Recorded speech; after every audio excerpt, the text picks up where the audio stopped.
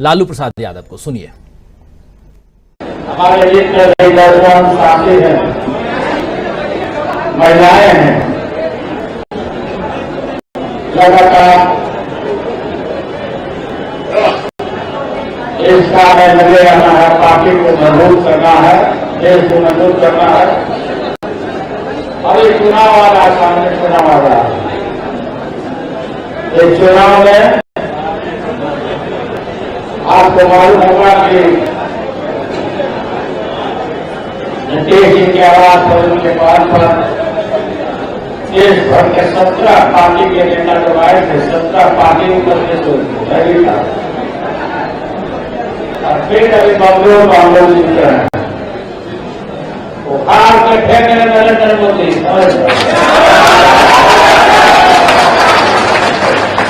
ज्यादा न्याय और जुल्म नहीं करता है, जुल्म करने वाला सारा नहीं है। जिसके चाहता केस करो, मुकदमा करो।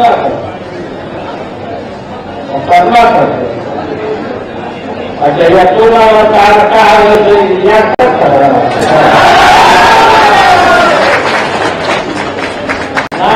अभी तो अभी भी क्या करने दिया तो फूल वाला नहीं करेगा। आधार क्या बात है, केस करना। देहात में भी ऐसे गरीब लोगों को लोग सताता था, ज्यादा पुलिस केस करते, हाईकोर्ट में पहुंचा, सुप्रीम कोर्ट में पहुंचा। यही सरकार ने जो सीखा, हम लोग भी बढ़िया से सीखे हुए। तो आप सुन रहे थे लालू प्रसाद यादव को अपने अंदाज में लालू यादव, और कह रहे हैं कि देहात में पहले लोग गरीबों को ऐसे ही सताते थे। वे गरीबों को कहते थे कि कोर्ट में केस कर देंगे, हाई कोर्ट तक पहुंचा देंगे। लालू ने हालांकि ये भी कहा कि हम लोग डरने वाले नहीं हैं। कुछ यही बात, इसी तरह की बात उधर शरद पवार ने कही है। उन्होंने महाराष्ट्र में एनसीपी के अपने समर्थकों की बैठक में कहा है कि मोदी जी ने एनसीपी को भ्रष्ट कहा, तो अब एनसीपी के साथ गठबंधन क्यों किया है? उद्धव ठाकरे के साथ जो हुआ वही हमने दोहराया गया है, हमारे द्वारा दोहराया गया है।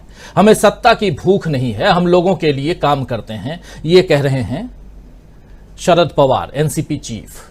तो उधर लालू प्रसाद यादव और उधर शरद पवार जैसे दिग्गज नेता मोदी जी को सीधी चुनौती दे रहे हैं, और वही सीधी से, यानी मध्य प्रदेश वाले सीधी से, वहां पर जो एक घटना हुई है उस घटना ने बीजेपी को फंसा दिया है। आप जानते हैं कि मध्य प्रदेश के सीधी जिले में बीजेपी का कार्यकर्ता बताए जा रहे प्रवेश शुक्ला पर आरोप है कि उसने एक आदिवासी युवक के मुंह पर पेशाब की। इस घटना का एक वीडियो भी वायरल हुआ जिसमें साफ दिख रहा है कि आरोपी सिगरेट पीते हुए नीचे बैठे आदिवासी युवक पर पेशाब कर रहा है। वीडियो के सामने आते ही मध्य प्रदेश के सियासी हलकों में हड़कंप मच गया। शिवराज सरकार के कामकाज और आदिवासियों की जो हालत है उस पर सवाल उठने लगे। कांग्रेस ने इस मामले पर बीजेपी को बुरी तरह से घेर लिया है, क्योंकि चुनाव में आमने सामने हैं दोनों पार्टियां। एक तरफ बीजेपी, और बीजेपी छीनी हुई सरकार के साथ सत्ता पर काबिज है, और दूसरी तरफ है कमलनाथ, जो पूर्व मुख्यमंत्री इस वक्त हैं और चाहते हैं कि मुख्यमंत्री बने। राहुल गांधी ने बीजेपी पर निशाना साधा है। इधर दिल्ली से राहुल गांधी ने ट्वीट किया और कहा कि भाजपा राज में आदिवासी भाइयों और बहनों पर अत्याचार बढ़ते ही जा रहे हैं। मध्य प्रदेश में एक भाजपा नेता के अमानवीय अपराध से सारी इंसानियत शर्मसार हुई है। यह भाजपा का आदिवासियों और दलितों के प्रति नफरत का घिनौना चेहरा है और असली चरित्र है, यह कह रहे हैं राहुल गांधी। वहीं अब इस मामले में कांग्रेस राज्यपाल और राष्ट्रपति से शिकायत करने वाली है। इसके साथ ही पीड़ित परिवार को 2 करोड़ का मुआवजा देने की मांग भी कांग्रेस कर रही है। कांग्रेस इस घटना को लेकर पूरे मध्य प्रदेश में विरोध प्रदर्शन भी करेगी, ऐसा कांग्रेस के नेताओं का कहना है। कांग्रेस के ये तेवर बीजेपी के लिए परेशानी खड़ी कर रहे हैं। बीजेपी ने वैसे तो आरोपी को गिरफ्तार किया है, उस पर एनएसए लगा दिया गया है, उसके अवैध कब्जे पर बुलडोजर भी चला दिया गया है, मगर यह मामला इतनी जल्दी क्या खत्म होगा? मुझे तो नहीं लगता, शायद आपको भी नहीं लगेगा, बल्कि इसका असर अब दूसरे राज्यों पर भी पड़ेगा, और खासकर चुनावी राज्यों पर। बगल में छत्तीसगढ़ है और उसके बगल में राजस्थान है, और थोड़ा सा और बगल जाइए तेलंगाना है, यानी चारों तरफ से भाजपा यहां घिरी हुई है। ये एक घटना उन 3 और राज्यों को प्रभावित करेगी जहां आदिवासी यानी कि एसटी और यानी दलित दोनों हैं और दोनों की संख्या बहुत ज्यादा है। आप जानते हैं कि घटना में पीड़ित आदिवासी हैं और मध्य प्रदेश में आदिवासी वोटर्स पर इसका गलत असर पड़ेगा। मध्य प्रदेश की कुल 230 विधानसभा सीटों में से 47 आदिवासियों के लिए रिजर्व हैं। राज्य में करीब 2 करोड़ के करीब जो हैं वो आदिवासी हैं, 2 करोड़ आदिवासी। और रिजर्व सीटों के अलावा 37 सीटें और भी हैं ऐसी जहां ट्राइबल वोट जीत हार में महत्वपूर्ण रोल अदा करता है। कांग्रेस ने 2018 में विधानसभा चुनाव में 47 रिजर्व सीटों में से 30 सीटें जीती थीं। आप यहां देख रहे हैं, कांग्रेस ने 2018 में 47 रिजर्व सीटों में से 30 सीटें जीती थी 2018 में, जबकि बीजेपी को 16 सीटें मिली थीं। आदिवासी सीटों की बदौलत ही कांग्रेस ने 114 का आंकड़ा छूकर बीजेपी को सत्ता से बाहर किया था और इस बार भी ऐसा ही दिख रहा है। और यही डर यहां मध्य प्रदेश में शिवराज सिंह चौहान को सता रहा है। तो मध्य प्रदेश के साथ साथ, जैसा कह रहा था मैं, राजस्थान, छत्तीसगढ़, तेलंगाना और मिजोरम, ये तमाम राज्य जो हैं जहां बड़ी संख्या में आदिवासी हैं और मध्य प्रदेश की इस घटना से इन राज्यों में बीजेपी को नुकसान हो सकता है। मध्य प्रदेश के इस सियासी तूफान से बीजेपी निकल पाएगी या नहीं, या इसकी सुनामी बाकी राज्यों में भी बीजेपी की जड़ों को और कमजोर करेगी या करती, आज इसी पर चर्चा करेंगे। और चर्चा में ये भी जोड़ेंगे, ये भी चाहेंगे कि उधर जो महाराष्ट्र में हो रहा है उसका क्या असर पड़ने वाला है इन चुनावी राज्यों पर, और उधर बिहार में जो लालू प्रसाद यादव कह रहे हैं उसका क्या असर पड़ेगा। तमाम बातें, और केंद्र में बीजेपी और बीजेपी के मुखिया इस वक्त देश के प्रधानमंत्री नरेंद्र मोदी, निशाना मोदी पर। और इसी मध्य प्रदेश से नरेंद्र मोदी ने अभी सप्ताह 10 दिन पहले जो भाषण दिया था, उस भाषण में उन्होंने आदिवासियों को भी याद किया था। शहडोल में जाकर के उन्होंने जो बातें कही थी वो आदिवासियों, दलितों पर कही थी उन्होंने बातें। मध्य प्रदेश की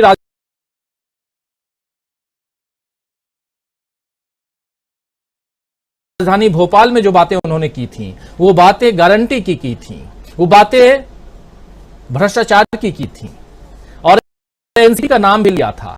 लेकिन भ्रष्टाचारियों को अपने पाले में लाना ये बीजेपी से बेहतर और कौन जानता है। खैर, चर्चा को आगे बढ़ाते हैं और समझने की कोशिश करते हैं सबसे बड़े सवाल के साथ कि क्या चारों तरफ से घिर गई है बीजेपी। आइए हमारे साथ देखिए, इस वक्त 7 वरिष्ठ साथी जुड़े हुए हैं, वरिष्ठ पत्रकार जुड़े हुए हैं। हमारे साथ मीनू जैन जी जुड़ी हुई हैं। मीनू जी आपका हूं। हमारे साथ प्रोफेसर अखिल स्वामी जी जुड़ गए हैं। अभी देर पहले हम लोग कह रहे थे स्वामी जी आज कक्षा में लेट हो गए, लेकिन यहाँ कक्षा में राइट टाइम है। तो स्वामी जी आपका स्वागत करता हूं। हमारे साथ संजय कुमार सिंह साहब हैं, वरिष्ठ पत्रकार। हमारे साथ उधर छत्तीसगढ़ का जिक्र कर रहा था मैं, छत्तीसगढ़ से प्रमोद अग्रवाल जी हैं। इधर स्टूडियो में हमारे साथ शकील अख्तर जी हैं और हमारे साथ ही प्रशांत टंडन जी जुड़े हुए हैं इधर दिल्ली से ही हमारे, और साथ में हमारे ऑनलाइन एडिटर अमलेंदु उपाध्याय जी जुड़े हुए हैं। आप सबका स्वागत करता हूं, इस्तकबाल करता हूं। स्वागत इस्तकबाल आप तमाम दोस्त साथी शुभचिंतक आप सबका जो अब तक जुड़ चुके हैं, जुड़ने वाले हैं। खास कार्यक्रम, बात छोटी मोटी नहीं है। मध्य प्रदेश की जितनी, और मध्य प्रदेश में बीजेपी और इस बीजेपी के कार्यकर्ता की, हालांकि बीजेपी के लोग कह रहे हैं कि हमारा कार्यकर्ता नहीं है, लेकिन जितनी तस्वीरें आ रही हैं अलग अलग तरह से, वो साफ ये कह रहे हैं कि प्रवेश शुक्ला का ये जो कृत्य है वो तो शर्मनाक है ही, उसने पूरी बी को, इंसानियत को, सबको शर्मसार कर दिया है। आना चाहता हूं प्रोफेसर अखिल स्वामी जी आपके पास ही, किस रूप में कैसे देखा जाए। यहीं से शुरुआत मध्य प्रदेश से करते हैं और आज दिन भर चर्चा में चाचा भतीजा भी खूब रहे हैं, उनकी चर्चा, लालू प्रसाद की हुंकार की भी चर्चा करेंगे, लेकिन पहले मध्य प्रदेश। राजीव जी, कक्षा में हो गया, असल में दूसरा में मैं अटेंडेंस ले रहा था, उसमें 2 मिनट का टाइम लगा, इसलिए लेट हो गया।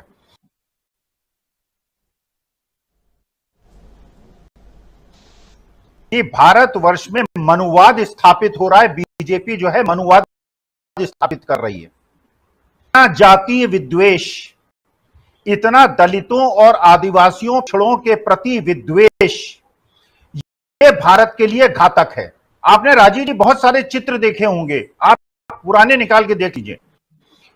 जब इस प्रकार की कोई घटना हो तो आरोपी होता है वो लंगड़ा के चलता है, क्योंकि उसकी टांग पुलिस तोड़ देती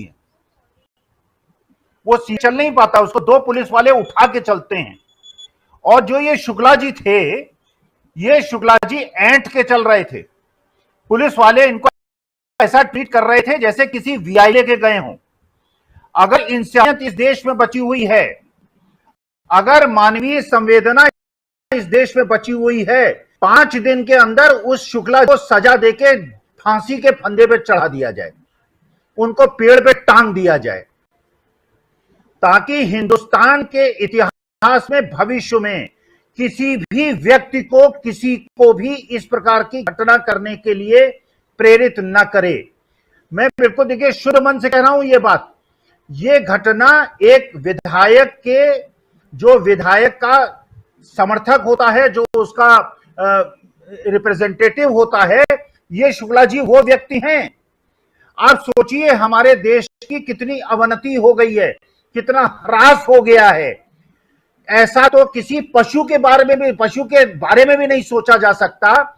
एक मानव को, और ये वो लोग हैं, ये दुष्ट लोग हैं जो ये कहते हैं ये सनातन धर्मी है, हिंदू धर्मी है। शुक्ला जी को तो मैं ज्यादा अपशब्द नहीं कह सकता, क्योंकि मैं एक डिबेट में बैठा हूं। इनको तो खड़े चौरा पीटना चाहिए, इनकी तो पिटाई होनी चाहिए, इनको तो इस प्रकार की घटना होनी चाहिए जैसे ऊना के अंदर दलितों को पीटा कार से बांध के। देखिए वास्तविकता में ये जो लोग हैं, ये देश में और धरती पर रहने लायक लोग नहीं हैं। और ये जो इसका समर्थन कर रहे हैं, जो इसका बिल्कुल विरोध नहीं कर रहे हैं और इसकी जो निंदा नहीं कर रहे हैं, वास्तविकता में राजीव जी इससे शर्म की बात। और ये किस लिए हिम्मत बढ़ी है इन लोगों की?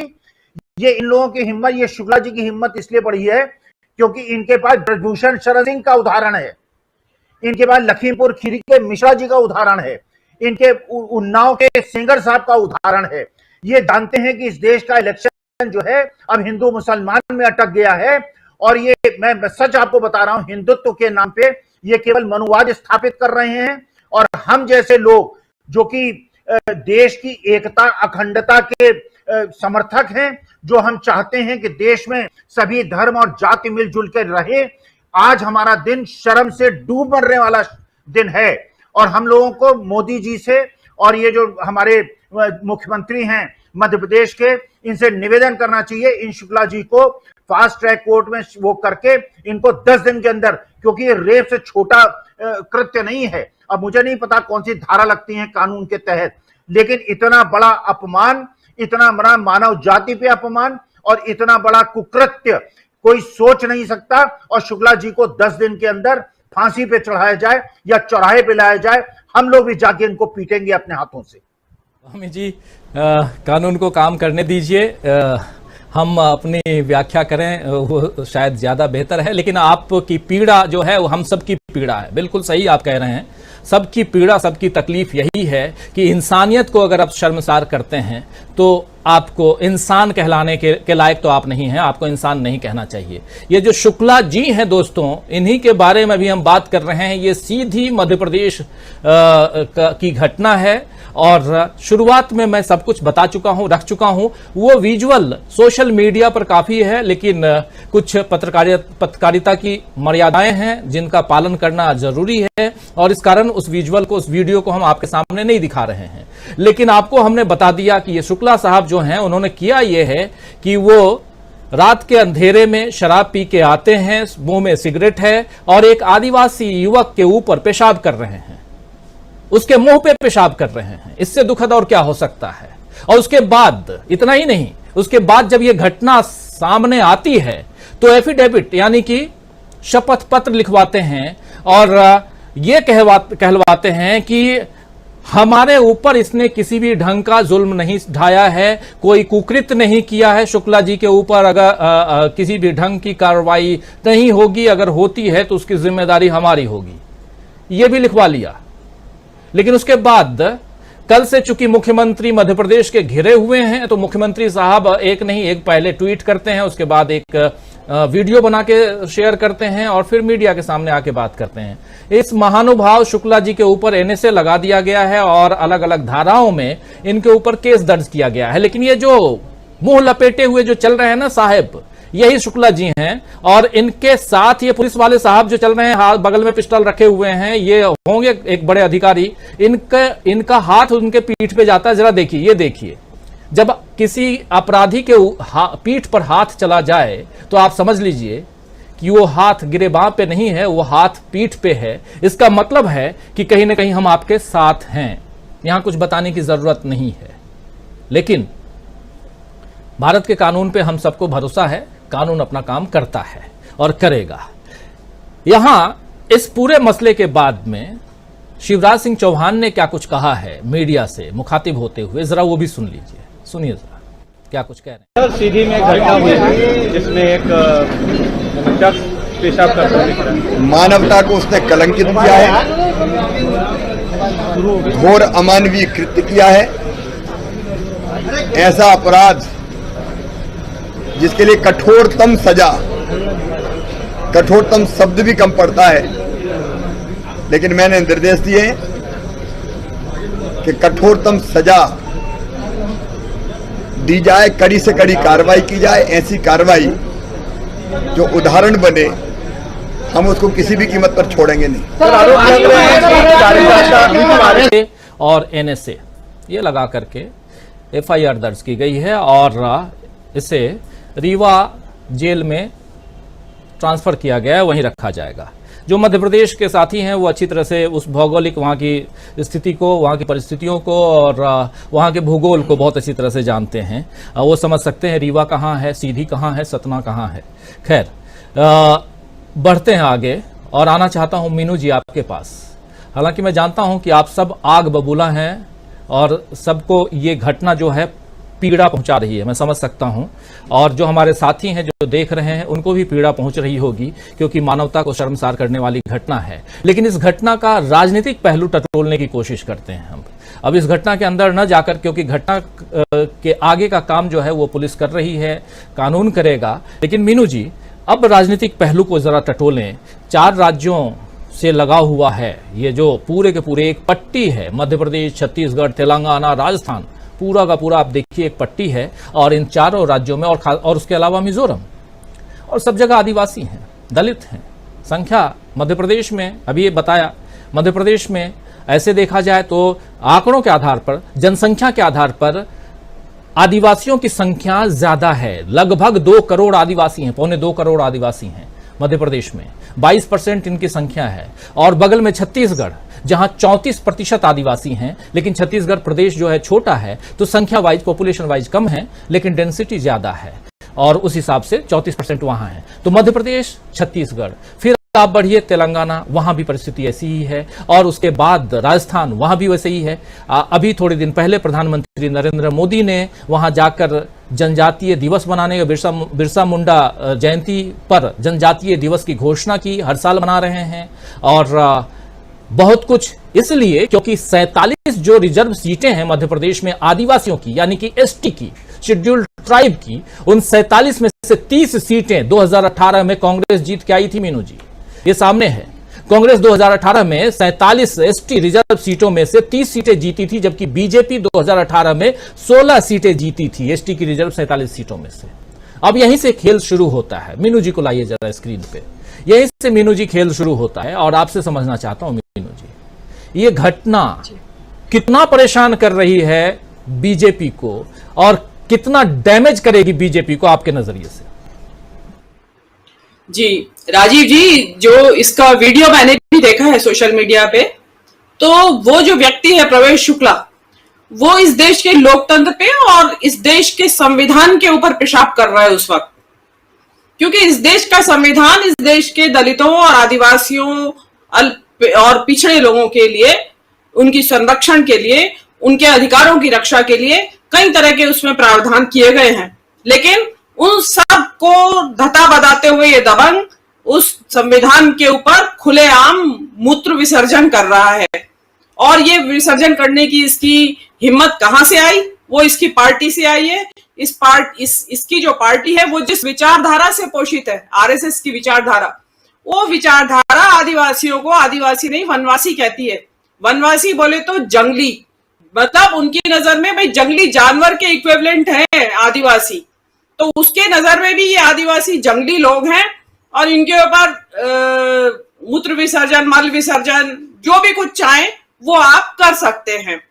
तो और ये संस्कारी पार्टी का ये उसने रिप्रेजेंटेशन दिया है। इसमें एक बात और मैं कहना चाहूंगी, उसके बाद आपके सवाल का भी जवाब दे दूंगी। हमारी राष्ट्रपति जो है वो आदिवासी समाज से आती हैं और उनको बड़े ढोल धमाड़े के साथ राष्ट्रपति बनाया गया था कि भाई 70 के इतिहास में पहली बार। लेकिन राष्ट्रपति जी इस संपूर्ण घटना के ऊपर बिल्कुल चुप हैं।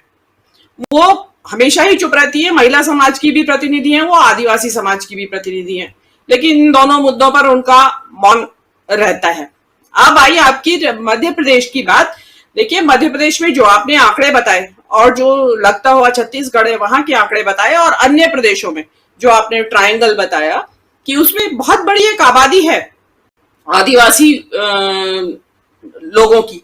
अब जो राष्ट्रपति बनाई गई थी वो इसी को टारगेट रख के बनाई गई थी, जो आंकड़ा आपने दिया कि भाई इस सारे आंकड़े को हम कैप्चर करेंगे और ये सारी सीटें हमारे पास आने वाली हैं लोकसभा की। तो वहां पे ये जो तस्वीर है, देखिए राजीव जी, कई बार 1000 भाषणों के ऊपर एक तस्वीर भारी पड़ जाती है, और ये तस्वीर जो आप भी कह रहे हैं, और मैं आपकी बात से 100% सहमत हूं कि ये तस्वीर बहुत भारी पड़ेगी। जो शिवराज सिंह ने आनंद फानंद में उसको कि भाई उसके ऊपर सख्त से सख्त कार्रवाई की जाए और घर गिराया जाए, घर वर कुछ नहीं गिराया है, उसके घर के बाहर एक छप्पर था कच्चा, उसको गिराया गया है। बाकी का पक्का घर वैसे ही खड़ा हुआ है, जैसे गली में बना लेते हैं ना लोग कच्चा घर एक्सटेंशन करके, वो है वो। तो क्योंकि इनको चुनाव सामने खड़े दिखा दे रहे हैं, और दिखाई दे रहा है जो आपने 47 सीटें बताई हैं, 47 ही है ना राजीव जी? हाँ, तो उसमें 47 सीटें अगर 30 कांग्रेस जीत गई थी तो इस बार तो सारी ले जाएगी इस वीडियो के बदौलत, क्योंकि एक आदिवासी समाज में आक्रोश पैदा होगा कि आप हमें समझते क्या है, मतलब जानवर से भी बदतर समझते हैं। जो कृत्य ये आदमी कर रहा है वो तो कुत्ते करते हैं, आई एम सॉरी टू से, कुत्ते करते हैं सड़कों पे ये काम। जानवर है वो तो उसकी प्रवृत्ति ये करेगा, लेकिन आप क्यों जानवर बन रहे हैं? इसने खुद भी जानवर बन रहा है और एक इंसान के ऊपर ये कर रहा है। ये दबंगई कहां से आई? शिवराज सिंह ने इसके ऊपर लगाई है लगाम, और शिवराज सिंह को तो देखिए जो मजबूरी थी कि बोलना पड़ा कि भाई जो अपराधी की जाति नहीं होती और कोई धर्म नहीं होता। ये बात ब्रजभूषण सिंह के ऊपर क्यों नहीं लागू हुई भाई सेंटर में कि उनकी कोई जाति धर्म को क्यों देखा गया? लेकिन क्योंकि शिवराज सिंह की मजबूरी है, उनको तो बोलना पड़ेगा। प्रधानमंत्री की कोई मजबूरी नहीं है ब्रजभूषण शरण सिंह के मामले में बोलने की, तो नहीं बोलना पड़ेगा। लेकिन पब्लिक देख रही है, देखिए इसका बहुत भारी असर पड़ेगा। और आपका जो किया धरा है, राष्ट्रपति बना लें आप, चाहे कुछ भी कर लें, इन टोकनिज्म से कुछ नहीं होता। अब जनता बहुत समझदार हो गई है, और आप जैसे जो YouTube चैनल्स हैं उन्होंने जनता की समझदारी में और उनको ज्यादा विवेकशील बनाने में बहुत बड़ा योगदान कर रहे हैं आप। अब जैसे यही घटनाक्रम है, इसके बारे में कभी किसी को कानो कान भी खबर नहीं होती। सोशल मीडिया पे वीडियो वायरल भी हो जाता, बहुत सारे वीडियो होते हैं वायरल, लेकिन ये जो आप लोग डिस्कशन लेके और डिटेल्स बता रहे हैं और उनके रिपरकशंस की बात कर रहे हैं, प्रोस एंड कॉन्स की बात कर रहे हैं, उससे जनता को समझ में आता है चीजों का। तो ये जनता यहीं से मत बनाना शुरू करेगी अपना, और इसी के वोट आधार पे वहां वोट देगी। चांस की बात देखिए कि उन्हीं सब राज्यों में चुनाव है जहां पे आदिवासी जो ट्रायंगल की आप बात कर रहे हैं वो इन्हीं राज्यों में, राजस्थान, मध्य प्रदेश और छत्तीसगढ़। तो ये तो आप उसको जेल में डाल दें, उसको अरेस्ट करवा दें, थाने में भेज दें, उससे कुछ नहीं होने वाला है, क्योंकि जनता को समझ में आ रहा है। जनता अपने अधिकारों के प्रति अब सजग होने लगी है। जो पहले उनको लगता था कि बड़े लोग हैं भाई, शक्तिशाली लोग हैं, सत्ताधीश हैं, हम क्या करेंगे, क्या नहीं करेंगे, लेकिन कुछ नहीं कर पाएंगे और चुप हो जाती थी। लेकिन इसका जो असर जो है, ये शिवराज सिंह चौहान ने बहुत अच्छी तरह से समझ में आ गया है उनको, और इसको डिफेंड करना बड़ा मुश्किल काम है, बहुत मुश्किल काम है, क्योंकि उस व्यक्ति ने बहुत ही घिनौना, क्या कहे, कोई शब्द नहीं है मेरे पास, तो घिनौने से भी ज्यादा निचले स्तर का एक काम किया है। तो ये जो तस्वीर है ये बहुत भारी नुकसान विधानसभा चुनाव में भी और लोकसभा चुनाव में भी इस पार्टी को करेगी। जी राजीव। तो ये तस्वीर बहुत नुकसानदायक साबित होगी। लेकिन ये जो शुक्ला है, प्रशांत टंडन जी, मैं शुक्ला जी बोल रहा था कोटेड, तो हमारे तमाम साथी मेरे ऊपर नाराज हो गए कि आप जी मत बोलिए। अब क्या बताऊं समझते नहीं खैर, और मैं नहीं चाहता कि पूरे शुक्ला बिरादरी को मैं यहाँ वो करूं, कटघरे में खड़ा करूं, इसलिए मैं कह रहा था दोस्तों। और अगर इस कार्यक्रम को लेकर के यहाँ आया हूं और इस शुक्ला के ऊपर बातें अपनी कर रहा हूं, तो आप समझ सकते हैं कि, और बार बार कह रहा हूं कि इसने इंसानियत को शर्मसार किया है, तो आप समझ सकते हैं कि हमारी ये चर्चा किस दिशा में जा रही है। हम यहाँ जी कहने के लिए नहीं बैठे हैं, और वो जी के कहलाने लायक भी नहीं है। उसने पूरी इंसानियत को कहीं और किनारे रख करके, ताक पे रख करके और कुत्तों की तरह व्यवहार किया है, जो भी मीनू जी कह रही थी। तो इसलिए इस बात को ध्यान में रखिए। आना चाहता हूं प्रशांत टंडन जी आपके पास। इस शुक्ला ने शिवराज सिंह चौहान का कितना घाटा कर दिया, जरा आपका नजरिया इस पर। शिवराज सिंह चौहान बेचारे अभी लगे हुए हैं कि किसी भी तरह बाहर निकल आए, किसी तरह फिर से मुख्यमंत्री की कुर्सी मिल जाए, और ऐसे ही हिलती डुलती दिखाई दे रही है उनकी कुर्सी। ऊपर से ये शुक्ला आ गया और देखिए क्या कुछ कर रहा है। इसलिए आपसे समझना चाहता हूं, और न सिर्फ मध्य प्रदेश, दूसरे राज्यों में इसका क्या असर पड़ते हुए दिखाई दे रहा है। प्रशांत टंडन जी। राजीव जी, एक आदिवासी युवक के मुंह पर पेशाब करने वाला प्रवेश शुक्ला अभियुक्त, उसके पीठ पर पुलिस का हाथ 2 बार, पुलिस का कोई इंस्पेक्टर है या जो भी अधिकारी है जिसके कंधे पर मैं सितारे देख रहा हूं, वो हाथ उसके पीठ पर, ये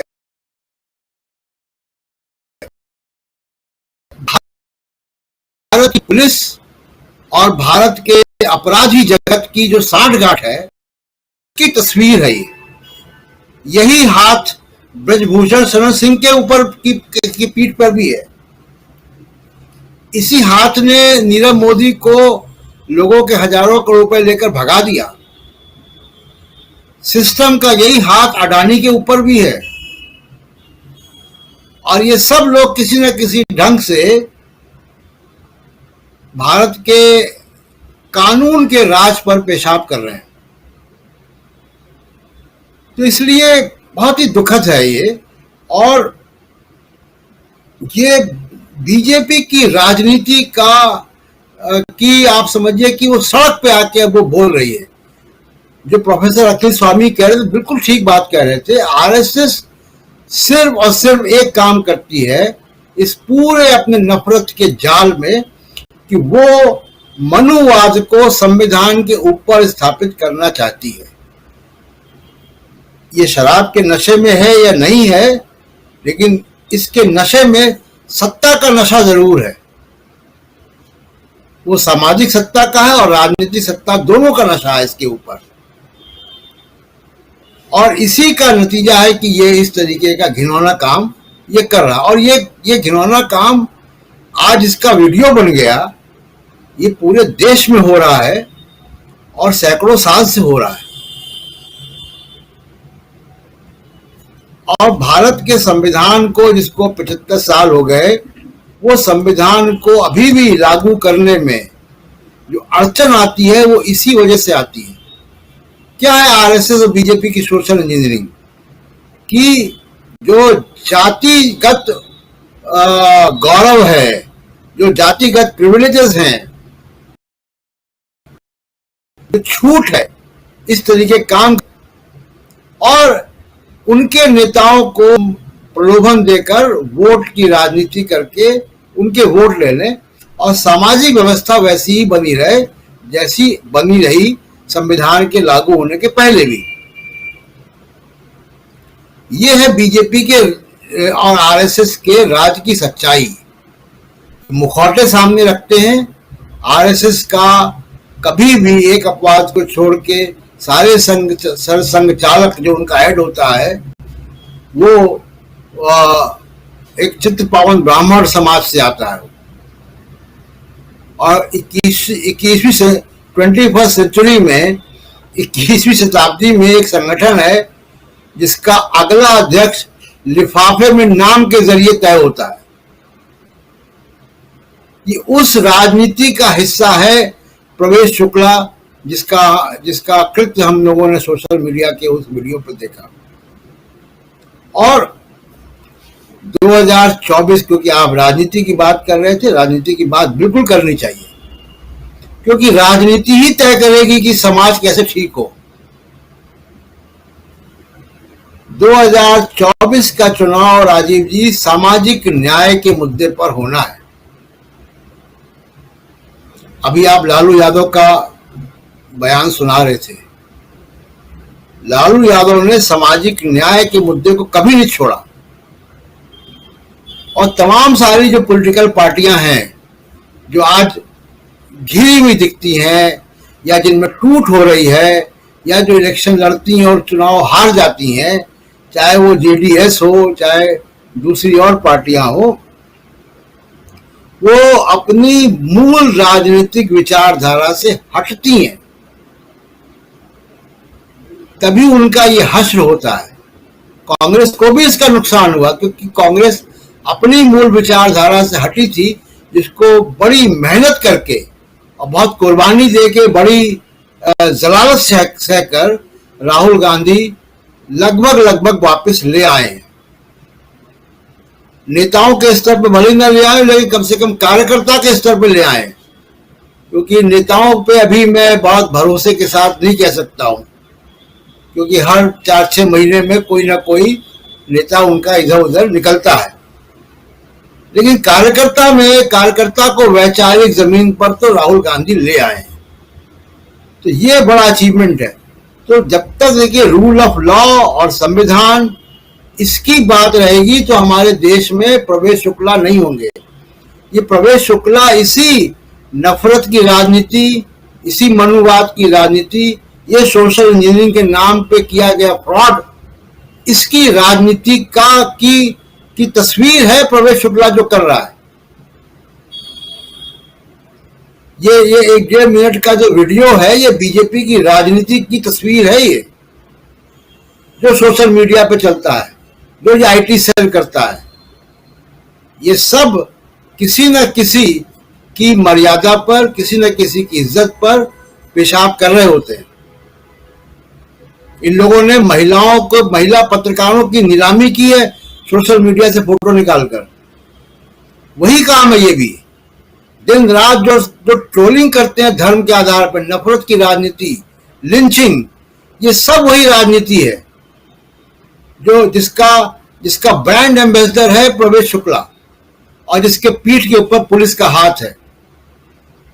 ये तस्वीर भारत की है आज की तारीख में, राजीव जी। बिल्कुल, ये तस्वीर आज की तारीख में भारत की सच्ची तस्वीर दिखा रही है। भारत किस दिशा में जा चुका है, देश किस दिशा में जा चुका है, उसकी तस्वीर आप देख रहे हैं कि एक अपराधी के पीठ पर अगर पुलिस का हाथ हो, और ये इस अपराधी का कृत्य क्या है, इस अपराधी ने किया क्या है, वो आपने सोशल मीडिया के जरिए देख ही लिया है। इस आदमी ने एक दूसरे आदमी के ऊपर, छोड़ दीजिए कि वो आदिवासी है कि दलित है कि अल्पसंख्यक है कि ब्राह्मण है कि ठाकुर है कि बनिया है, क्या है, वैश्य है, छोड़ दीजिए इसको, वो इंसान तो है।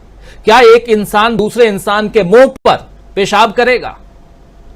ये कृत्य किया है। उसके बाद साहब लेके जा रहे हैं इनको प्यार से, पीठ पे हाथ रख के। चलिए आगे बढ़ते हैं। और बहुत दुखद है ये घटना, और ये है शुक्ला, प्रवेश शुक्ला सीधी का, और सीधी मध्य प्रदेश, और मध्य प्रदेश में इस बार चुनाव, और चुनाव पॉलिटिक्स, उसकी बात इसलिए जरूरी, कैसा जैसे अभी प्रशांत टंडन जी भी कह रहे थे, क्योंकि चुनाव ही इस देश की दशा दिशा दोनों तय करेगा। और उसमें मध्य प्रदेश बहुत ज्यादा जरूरी है, क्योंकि मध्य प्रदेश में चुराई हुई सरकार है, छीनी हुई सरकार है। आना चाहता हूं, बगल में छत्तीसगढ़ है, वहां भी चुनाव है। इसका क्या असर छत्तीसगढ़ पे पड़ेगा? क्या वहां के आदिवासी, यहां के आदिवासी, क्योंकि दोनों एक ही राज्य पहले होते थे, और 2000 में 3 राज्य बने, जिसमें एक छत्तीसगढ़ बना था मध्य प्रदेश से टूट करके, अलग करके, एक राज्य बिहार से अलग करके झारखंड बना था, और ये खासकर ये दोनों राज्य आदिवासी बहुल राज्य थे, अभी भी हैं। छत्तीसगढ़ भी, उधर झारखंड भी, और तीसरा राज्य उत्तर प्रदेश से निकल करके उत्तराखंड बना था। पहले उसको उत्तरांचल कहे, उसके बाद में उत्तराखंड बने, और उत्तराखंड से हमारे साथ जुड़ी हुई हैं मीनू जी इस वक्त, और इधर छत्तीसगढ़ से जुड़े हुए हैं हमारे साथ प्रमोद अग्रवाल जी। प्रमोद जी, आपके पास आना चाहता हूं। प्रमोद जी, कैसे देखा जाए, क्या असर इसका राजनीति पर? राजीव जी, 2-3 बातों का उल्लेख कर देना चाहता हूं छत्तीसगढ़ पर बोलने के पहले। एक तो नरोत्तम मिश्रा का उल्लेख करना चाहूंगा, गृह मंत्री हैं मध्य प्रदेश के। उन्हें दीपिका पादुकोण के नाच गाने में भगवा पहना हुआ बड़ा बुरा लगा था और उन्होंने इसे भगवा का अपमान कहा था। वही भगवा लपेटे पुलिस के संरक्षण में प्रवेश शुक्ला उनकी सरकार के कानून और व्यवस्था को मुंह चिढ़ा रहा है। लेकिन चूंकि वो मिश्रा जी का ब्राह्मणवाद का पोषक है, मिश्रा जी की विचारधारा घृणा और नफरत का पोषक है, इसलिए अब भगवा बुरा नहीं लग रहा। ये भगवा अब अपराध के चरित्र, चाल और चेहरे तीनों ढक रहा है। इस पर अब किसी को बुरा नहीं लग रहा। दूसरी बात, एक बात और याद दिलाना चाहूंगा, यह वही सीधी है जहां लगभग 1.5-2 साल पहले 9 पत्रकारों को थाने में नंगा करके बैठाया गया था, उनसे नंगा परेड कराई गई थी, और यही केदारनाथ सिंह का यही प्रवेश शुक्ला उसमें भी आरोपी था। लेकिन तब भी इसे कुछ नहीं हुआ था। यदि उस दिन कानून ने अपना काम किया होता तो ये घटना जो हमारे देश को पूरे विश्व में सर्वसार कर रही है, पूरे ब्रह्मांड की मानवता को झकझोर रही है, ये घटना नहीं होती। तीसरी बात कहना चाहूंगा कि शिवराज सिंह जी ने आज पहली बार कहा है कि आतंकवाद कि किसी अपराधी का कोई धर्म, जाति या चरित्र नहीं होता है। यह बात उनकी उस विचारधारा का खंडन करती है जिसमें वो कहते थे कि आतंकवाद का धर्म नहीं, आतंकवादी का धर्म नहीं होता, लेकिन हर आतंकवादी मुस्लिम होता है। आतंक का धर्म नहीं होता, लेकिन हर आतंकवादी मुस्लिम होता है, ये उनकी विचारधारा हमेशा कहती रही है। आज ये विचारधारा कैसे बदल गई? चौथी बात ये कहना चाहूंगा कि जिस बुलडोजर का चलने का आप उल्लेख कर रहे थे, उसके अगर विजुअल्स हैं तो आप दिखाइए कि वो प्रवेश शुक्ला के गार्डन को साफ करने गया था। उनकी संपत्ति को कोई नुकसान नहीं पहुंचा है। आप किसी भी सीधी के निवासी से पूछ लीजिए, उनके बाजू में एक टपरा बना हुआ था, टीम का, उसको गिरा दिया गया है और गार्डन की बड़ी बकायदा सफाई की गई है, जिसको अगर साफ कराते तो कम से कम 5-10 हजार रुपए और प्रवेश शुक्ला जी के लग जाते।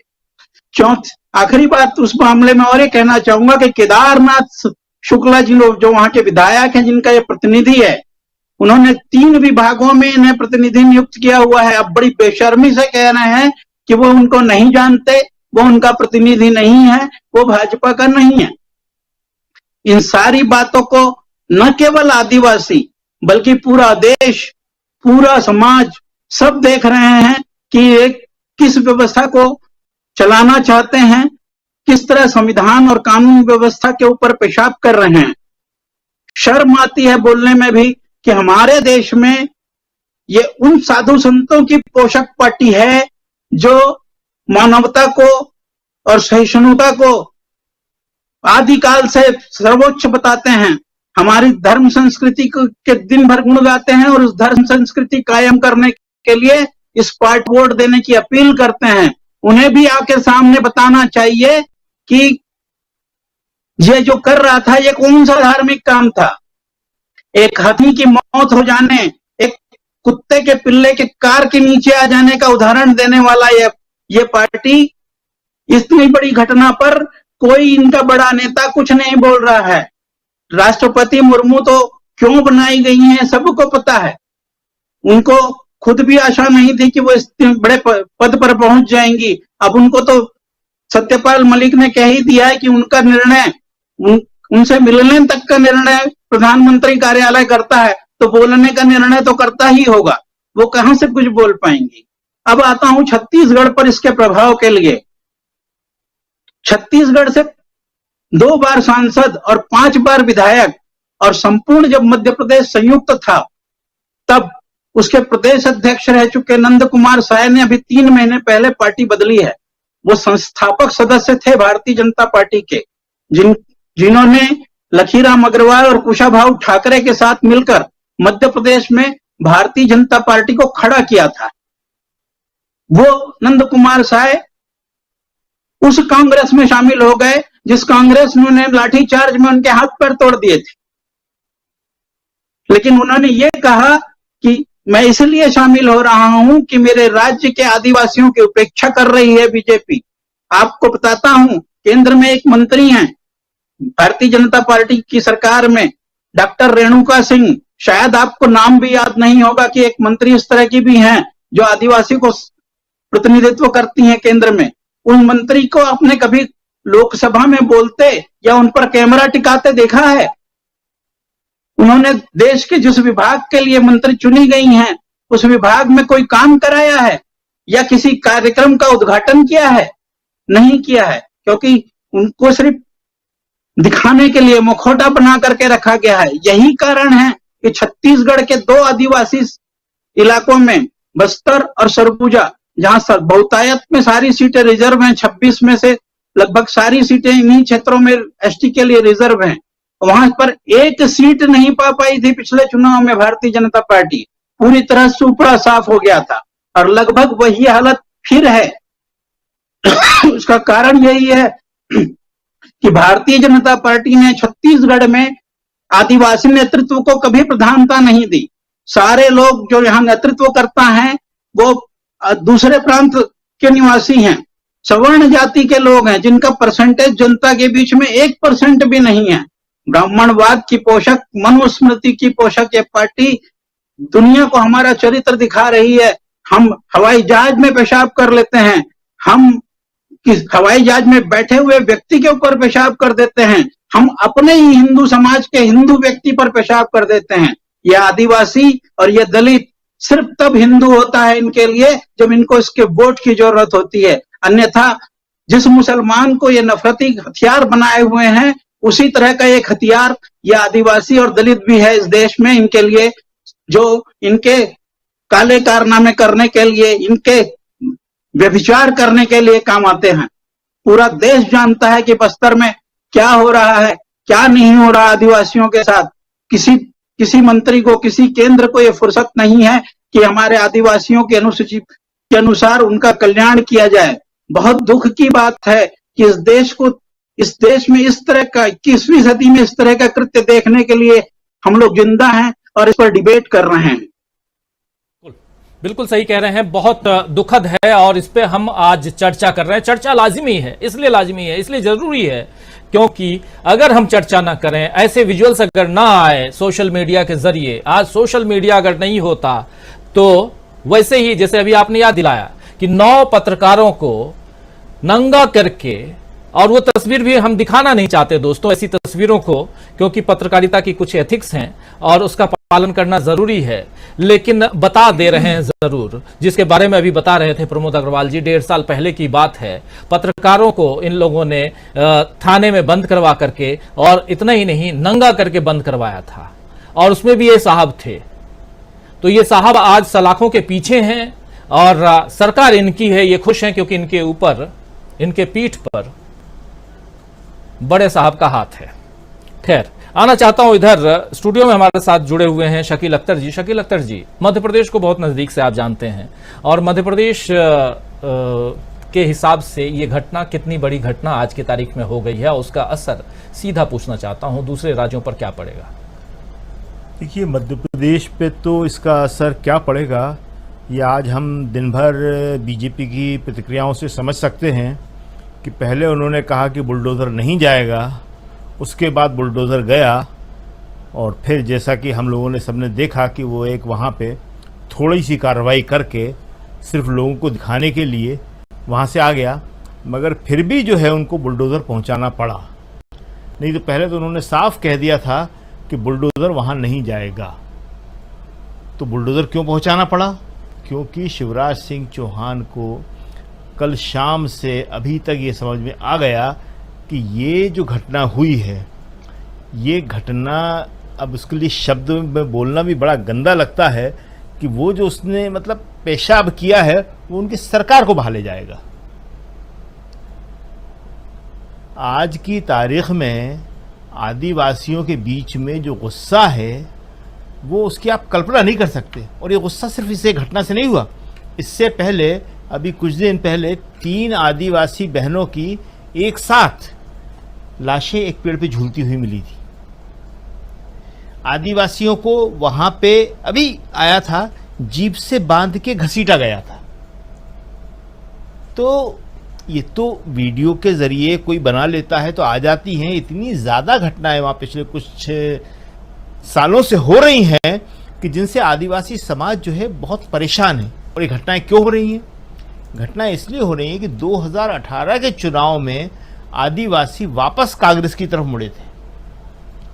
जैसा कि आपने बताया जो कि 47 सीटें वहां रिजर्व हैं एसटी के लिए, आदिवासी के लिए, उस 47 में से 30 जो है कांग्रेस ने जीती थी। इससे पहले 2018 से पहले आदिवासी कुछ समय के लिए बीजेपी के साथ चला गया था। देखिए, आदिवासी जो है सबसे आखिर में कांग्रेस का साथ छोड़ के गया है। कांग्रेस को भी इस बात को अच्छी तरह समझ लेना चाहिए। सबसे आखिरी तक अगर कांग्रेस का कोई वफादार वर्ग रहा है, जैसा कि हम आमतौर पे विश्लेषण करने में कहते हैं कि ब्राह्मण, दलित और मुसलमान कांग्रेस का कोर वोटर हुआ करता था, और ये तीनों का तीनों जो है धीरे धीरे उसको छोड़ के चला गया। लेकिन आदिवासी सबसे लास्ट में गया। वो आज भी आप छत्तीसगढ़ में जाइए, मध्य प्रदेश में जाइए, वहां पे पुराने किसी घर में, किसी झोपड़ी में, किसी पहाड़ में इंदिरा गांधी की फोटो लगी होगी। बिल्कुल, हम तो बहुत घूमे हैं इन इलाकों में, और राहुल गांधी के साथ भी गए हैं, सोनिया गांधी के साथ भी गए हैं, इंदिरा जी के साथ भी गए हैं। तो वो बताते हैं इंदिरम्मा, इन्होंने हमको जमीन दी थी, हम भूमिहीन थे। भूमिहीनों को जमीन देने का, आदिवासी भूमिहीनों को जमीन देने का जो सबसे बड़ा काम इस देश में किया है वो इंदिरा गांधी ने किया था। तो लोग आज भी उन्हें याद रखते थे और इसलिए वो कांग्रेस को वोट देते थे। मगर कांग्रेस जैसे कि बाकी वर्गों को नहीं संभाल पाई, इसी तरह उनको भी नहीं संभाल पाई, तो बीजेपी के पास चले गए थे और 2018 में उनकी वापसी हुई थी। तो आज इसलिए मध्य प्रदेश की सरकार बुरी तरह घबराई हुई है। दूसरी बात क्या है कि 47 सीटें रिजर्व हैं एसटी के लिए और 35 सीटें रिजर्व हैं एससी के लिए, दलितों के लिए। आज आप देखिए कि ये राजनीति में जो राजनीति करने वाले हैं, नेता लोग हैं, वही इसको समझते हैं। मायावती ने आज सुबह जो एक ट्वीट किया उसमें दलित वर्सेस ओब्लिग लिखा जी, दोनों को साथ जोड़ के चला रही है, दोनों को साथ जोड़ के चला रही है कि इससे वो सीटें हो जाती हैं जो रिजर्व हैं खाली 82। तो 82 तो ये सीटें रिजर्व हैं और इसके अलावा करीब 50 सीटें ऐसी और हैं। 37-38 आदिवासी बहुल या आदिवासी प्रभाव वाली, और उसके अलावा 12-13 सीटें जो हैं वो दलितों के असर वाली या प्रभाव वाली। जी। तो 50 और 82 ये बहुमत के आंकड़े से भी ज्यादा निकल जाता है। 132 सीटें हो जाती हैं। ये 230 में से 116 सीटें बहुमत के लिए चाहिए होती हैं और ये सीटें जो हैं 130 से ऊपर निकल रही हैं। तो आप सोच सकते हैं कि दलित आदिवासी का गणित वहाँ कितना मजबूत है।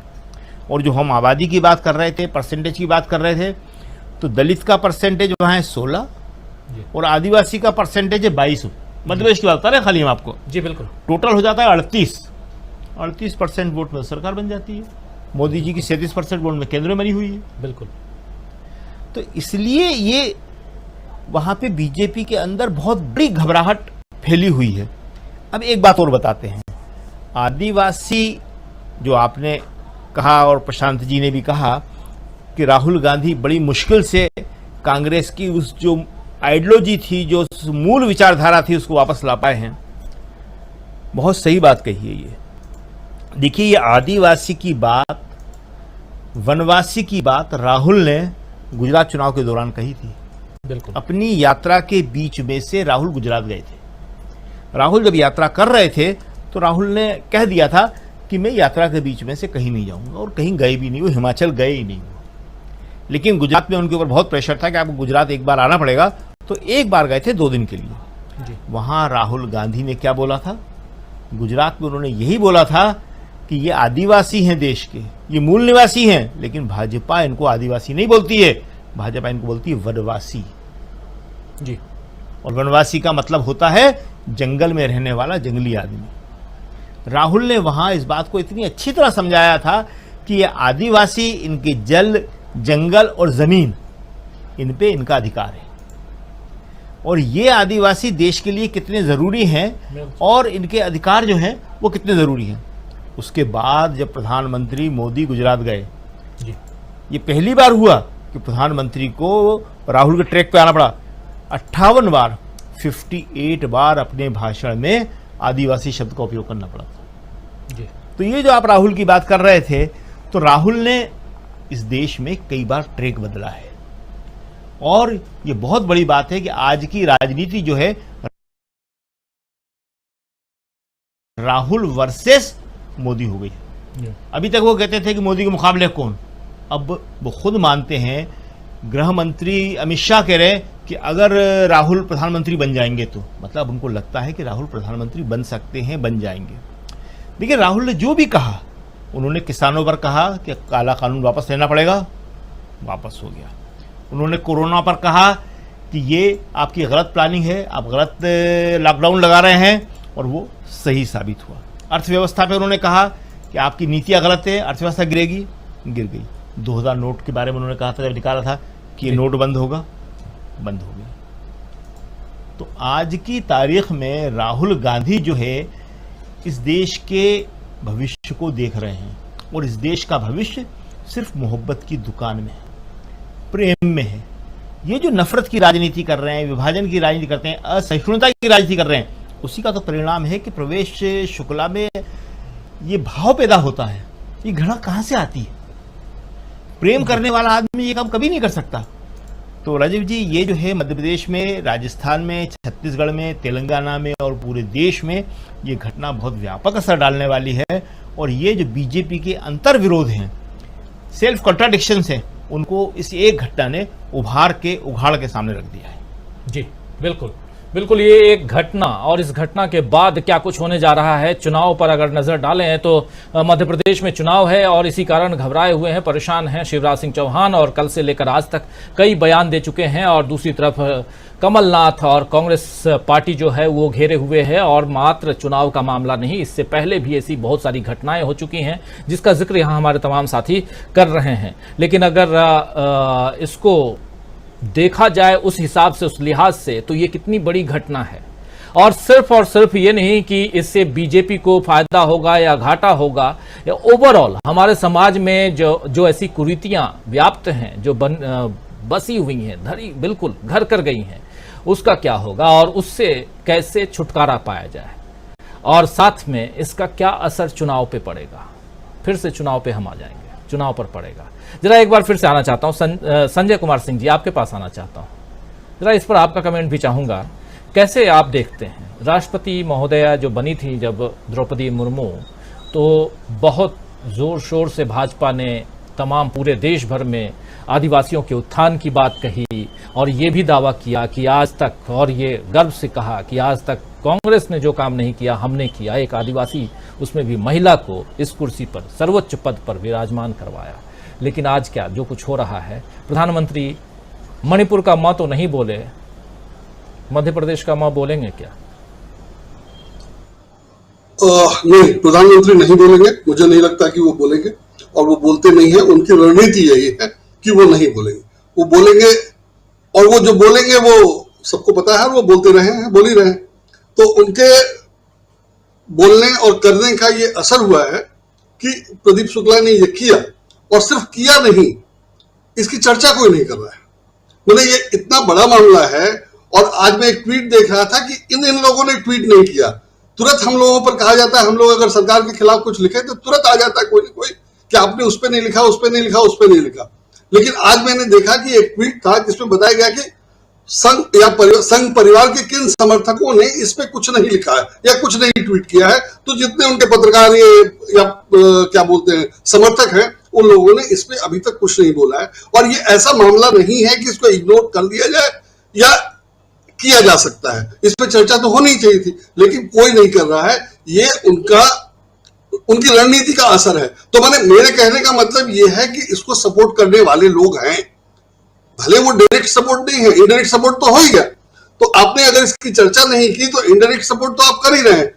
दूसरा, ये भी सपोर्ट किया जा रहा है कि ये घटना 3 महीने पुरानी है।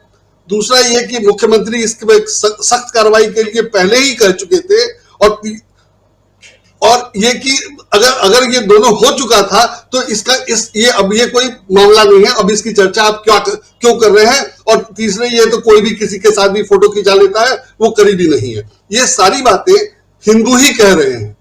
तो जो हमारा हिंदू मजबूत हुआ है मोदी जी की रात में, वो हिंदू तो मजबूत हुआ है। गलती से उसने आदिवासी के साथ कर दिया तो हम लोग कह पा रहे हैं कि वो आदिवासी है, वरना हिंदुओं के साथ तो होता ही रहा है, चाहे वो हवाई जहाज में हुआ हो, चाहे और कहीं हो। तो जो हिंदू मजबूत हुआ है, हिंदुओं पे पेशाब कर रहा है, ये हम नहीं देख रहे हैं, या देख नहीं पा रहे हैं, या देखने नहीं दिया जा रहा है, या दिखाया नहीं जा रहा है। आदिवासी का जब मामला हुआ तो हम उसको कह रहे हैं कि आदिवासी का है, लेकिन क्या ये आदिवासियों तक वैसे पहुंचेगा जैसा पहुंचना चाहिए? अगर ये कह दिया जाए आदिवासियों को संतोष दिलाने के लिए, अरे नहीं नहीं वो तो सबको करता है, नेता तो सब ऐसे ही होते हैं, फलाने पे भी किया, ढिमकाने पे भी किया, तो एक गरीब, कमजोर, कम पढ़ा लिखा आदिवासी क्या समझेगा? उसको लगेगा कि हाँ शायद यही बात है। लेकिन सच ये है जो हम लोग समझते हैं और सबको समझना चाहिए कि हिंदू इतना मजबूत हो गया है कि उसको किसी से डर ही नहीं है। और मुख्यमंत्री के ये कहने के बावजूद कि उस पर सख्त से सख्त कार्रवाई की जाए, पुलिस वाला उसकी पीठ पे हाथ रख रहा है। और जैसा स्वामी जी ने कहा कि आमतौर पे वो ऐसे अपराधी पुलिस वालों के कंधों पे चल के जाते हैं, वो सीना तान के चल रहा है। तो ये स्थिति है, ये शासन है, ये हम लोगों को मिला है।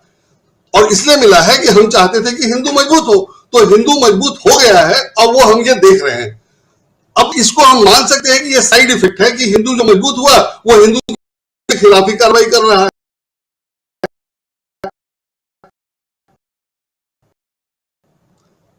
तो अब ये उसको नहीं करना चाहिए, और या लोग ऐसे समझे तो मुझे नहीं लगता कि इसको कोई बुरा मानेगा और फिर तो हिंदू तो सब ठीक जा रहा है। ये मेरी समस्या है। ये मुझे ऐसा लगता है कि पॉलिटिक्स में ये हो रहा है। मोदी जी कहते हैं कि वो संतुष्टिकरण करते हैं, और दूसरी पार्टी अगर किसी दूसरे धर्म वर्ग के लिए कुछ काम करती है तो वो तुष्टिकरण हो जाता है। तो मोदी जी ने हिंदुओं का संतुष्टिकरण किया, उसमें यह है कि तुम जो करो सो हम बचा लेंगे, जैसे ब्रजभूषण सिंह को बचा लिया, और नहीं बचा पाएंगे तो इंस्पेक्टर है तुम्हारी पीठ पे, हाथ है उसका। यही तो हो रहा है, यही तो हम देख रहे हैं। तो इसका मतलब ये है कि हिंदुओं को जो मजबूत करने की बात थी और जो हिंदू अपेक्षा कर रहे हैं वो हो रहा है। तो समस्या वहां है कि हिंदुओं को इसको मानना पड़ेगा कि ये गलत है और ये नहीं होना चाहिए था, या हमने इसको लिए मोदी जी को वोट नहीं दिया था। अगर ये बातें नहीं होती हैं तो बाकी तो सब मैनेज किया जा सकता है। जैसे मुसलमानों को के खिलाफ हिंदुओं को खुश करने के लिए अब कॉमन सिविल कोड की बात आ गई इलेक्शन के समय, 10 साल तक उस पर कोई बात नहीं हुई, और अब उसकी बात आ गई, और अब उसके पक्ष में उपराष्ट्रपति भी बोल रहे हैं। बाकी कोई बोले, पॉलिटिशियन तो बोले, उपराष्ट्रपति भी बोल रहे हैं, और वो अखबारों में पहले पन्ने पे खबर के रूप में छप भी रहा है। तो यूसीसी को इस तरह से प्रचारित किया जा रहा है कि वो सरकार को चुनाव जीतने में मदद करे। उसमें यह कह दिया गया कि आदिवासियों पर नहीं लागू करेंगे, वो आदिवासियों को खुश करने के लिए ही था। ये घटना हो गई वो अलग बात है, लेकिन आदिवासियों को खुश करने के लिए ही था कि यूसीसी आदिवासियों पर लागू नहीं होगा। अभी भाजपा ने अपने अध्यक्ष बनाए हैं चुनाव की तैयारियों में, तो झारखंड में अध्यक्ष बनाया गया एक आदिवासी नेता को, जो जाहिर है दूसरी पार्टी के थे, पहले बीजेपी में नहीं थे, अभी बीजेपी में हैं, और उन्होंने पहले ही दिन राहुल गांधी के खिलाफ कुछ ट्वीट कर दिया और उनके पीछे लोग पड़ गए और उनकी खूब खबर लिया और उनका पूरा इतिहास भूगोल सब निकाल के रख दिया। तो भाजपा की जो हालत है वो अपनी जगह है, लेकिन भाजपा उसको जो मैनेज करने के लिए जो करती है, जैसे झारखंड में आदिवासी को अध्यक्ष बना दिया पार्टी का, तो वो शायद कितना कुछ संभाल पाएंगे, और व्हाट्सएप से क्या जाएगा उस सब का असर होगा।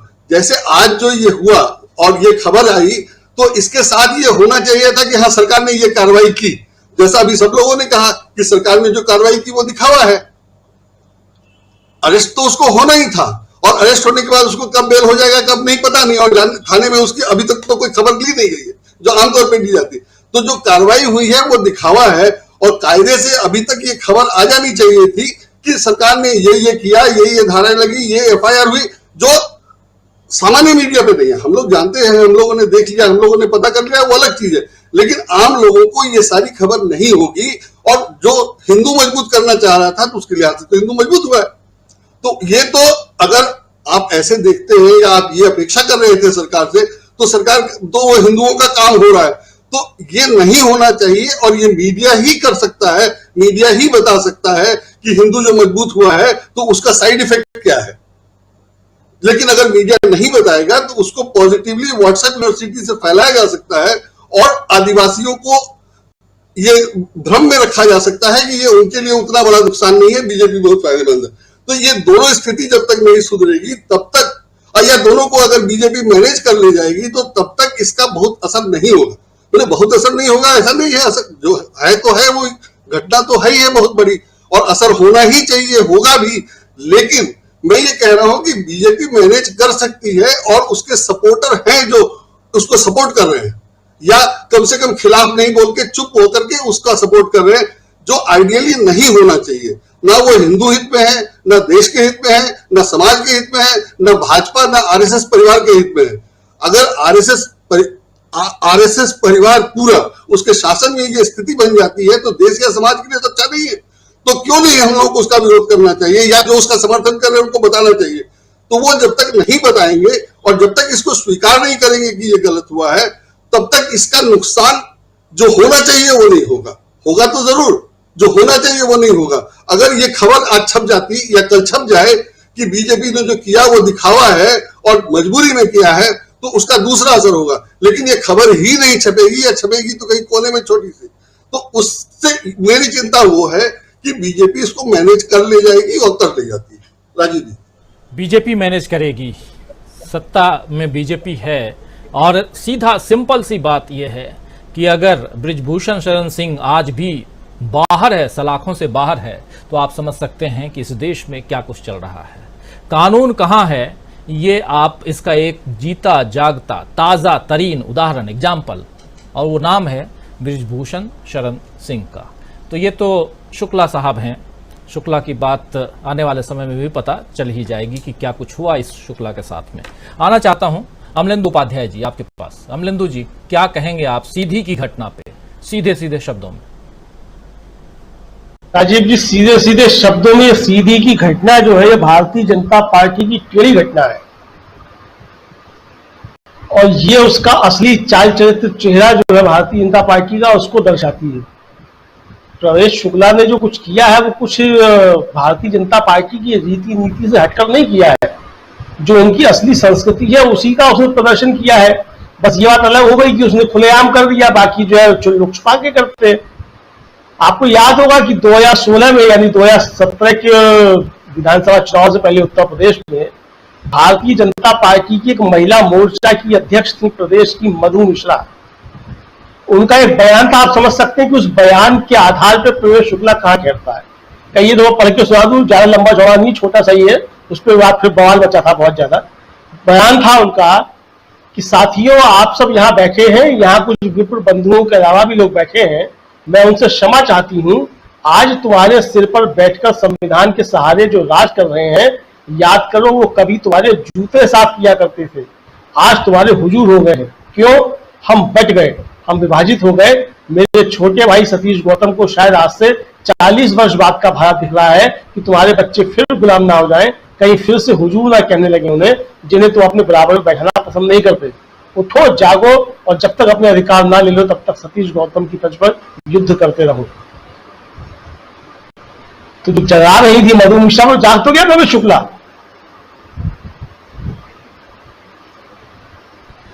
तो यही इनका असली चाल चरित्र चेहरा है भारतीय जनता पार्टी। उसमें लाल लपेट भले ही कुछ भी करती रहे, कुछ भी कहते रहे शिवराज सिंह, असली चाल चरित्र चेहरा है जो वो यही है। आखिर क्या कारण है कि आदिवासियों के ऊपर अत्याचार के मामले में जो एनसीआरबी के आंकड़े बताते हैं, वो बताते हैं मध्य प्रदेश सबसे आगे है। दलितों पर अत्याचार के मामले में मध्य प्रदेश सबसे आगे है, जहां डबल इंजन की सरकार है। और मजे की बात यह है कि हमारे प्रधानमंत्री भी जो है वो पिछड़ी जाति से आते हैं, बताए जाते हैं। तो जहां पिछड़ी जाति के मुख्यमंत्री हैं शिवराज सिंह चौहान, जहां पिछड़ी जाति के प्रधानमंत्री हैं नरेंद्र मोदी, तो ओबीसी के सम्मान के लिए राहुल गांधी पे हमलावर हो जाती है पूरी पार्टी कि राहुल गांधी ने मोदी सरनेम लेकर के क्या सारे चोरों के नाम मोदी क्यों कहकर के ओबीसी का अपमान कर दिया। उनकी डबल इंजन की सरकार में सबसे ज्यादा दलितों और आदिवासियों पे जुल्म क्यों होते हैं? मुझे लगता है कि इसका जवाब जो है भारतीय जनता पार्टी के पास नहीं है कोई। और ये असल में राजीव जी इनकी जो असली वैचारिकी है वो यही है असली वैचारिकी। ये जिस हिंदू राष्ट्र की बात करते हैं और जिस हिंदू राष्ट्र को लागू करना चाहते हैं वो हिंदू राष्ट्र में मनुस्मृति है। और इसीलिए कि जब भारत का संविधान लागू किया जा रहा था इन्होंने संविधान की खिलाफत की आरएसएस ने। उस समय डॉक्टर अंबेडकर जब हिंदू कोड बिल ला रहे थे इन्होंने डॉक्टर अंबेडकर के पुतले फूंके। तो ये इनकी असली वैचारिकी है और ये यही जो सुप्रीमेसी है उसको लागू करना चाहते हैं। अगर आप डॉक्टर गोलवलकर को पढ़ लीजिए तो बताते हैं किस तरीके से नस्लें सुधारी जानी है। तो ये इनका असली चाल चरित्र चल रहा है और असली चाल चरित्र चेहरे पे ये सब सारी चीजें हो रही है। जाहिर सी बात है कि जब पीठ पे जो है पुलिस का हाथ है बड़े अधिकारी का तो साफ दिख रहा है और एक बार नहीं दो बार दिख रहा है और दिखाई दे रहा है। जब तो हम लोगों ने विजुअल भी चला दिया कि वो जो पहुंचा है जेसीबी पहुंची है बुलडोजर पहुंचा है तो वो तो जो सफाई कर रहा है उनके आंगन की। तो ये जो सब चीजें हो रही है तो इस तरीके से ये साफ करता है कि इस घटना को या इस कृत्य को भारतीय जनता पार्टी का पुरजोर समर्थन हासिल है और यही उनकी असली वैचारिकी है। प्रवेश शुक्ला ने जो किया है वो जो कुछ भी किया है वो भारतीय जनता पार्टी की जो असली नीति है उसी के अनुसार उसने कुछ काम किया, कोई अलग से कुछ नया काम नहीं कर दिया। यही इनके असली काम है और ये कोई एकाध घटना नहीं है। इसलिए ये तमाम घटनाएं जो आपको मिल जाएंगी उनमें अधिकांश लोग जो है वो भारतीय जनता पार्टी से जुड़े वही लोग इस तरह की घटनाओं में शामिल पाए जाते हैं। तो ये तो राजीव जी अब जहां तक कानून व्यवस्था का सवाल है, आप सोशल मीडिया पे सब सवाल किए जाने लगे कि वो उसके पिता कह रहे हैं प्रवेश शुक्ला कि यहाँ बुलडोजर क्यों भेजा गया है, इस मकान बनाने में उसका तो कोई हाथ नहीं है, मकान तो हमने बनाया है और इसका उससे कोई लेना देना नहीं है। तो अब भले ही जो है वो ये कहा जा रहा हो बुलडोजर करने कुछ और गया हो, लेकिन अगर ये सवाल भी है तो ये सवाल दूसरों के लिए भी हो सकता है जब दूसरे घर गिराए जाते हैं बुलडोजर।